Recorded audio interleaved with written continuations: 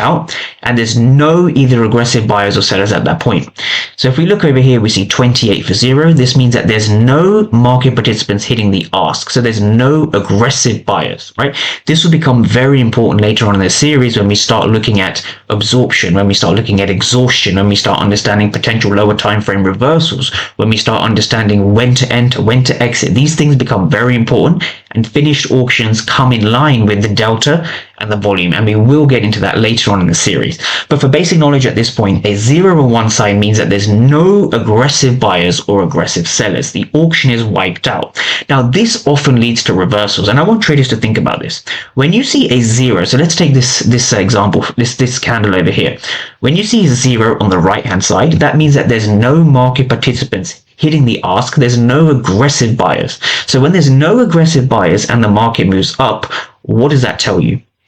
Well, we're going to go over that later on in the series, so I'll save the answer for later, right? So I use the ATAS platform, like I said earlier, so ATAS. For those who are interested, please check out the ATAS platform. It's simply just a Google search. You can use the ATAS platform, download the ATAS platform, and you will have access to a lot of settings. Now I will be going over my settings in the next video, but for now I use the ATAS platform, and you have access to the volume, the delta, and bid and ask data. So everything will be there for traders to use. It is a very systemized platform, very complex, but you can simplify it for new order flow traders, right? So I use the ATAS platform to trade on, right? So the basics of order flow, let's quickly go over the basics of order flow and why this is an incredibly powerful strategy, right? So if we just look over here, this trade over here, this was around 1 to 3, I believe, where I took profits anyway. So we're in a zone. This is a 15-minute demand area. Again, we'll be going over demand areas later on in the course.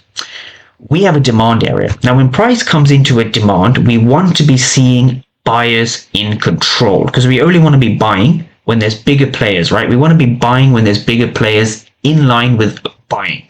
So the way we do that is by understanding lower time frames. So this is a 15-minute entry. Now on the right, you will see a footprint chart of the exact same price action, but it's illustrated through footprint charts. And you can already see the contrasting differences between candlesticks and footprint charts. Footprint charts allow you to read who is passive and who is aggressive. Now, passive participants, I will briefly explain now.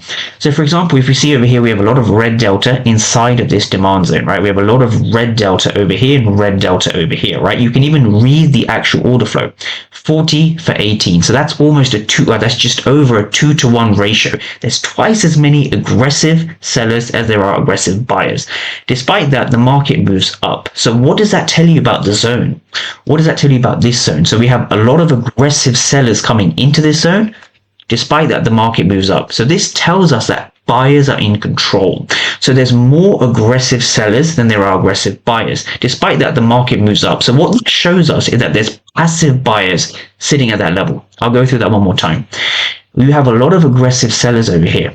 When there's a lot of aggressive sellers trying to move the markets down and price fails to move down, this shows us that there's passive buyers sitting there. So there's more passive buyers than there are aggressive sellers. And this is the true information that gives you the true logic and narrative behind the fair value gap, if it's going to hold or if it's going to break.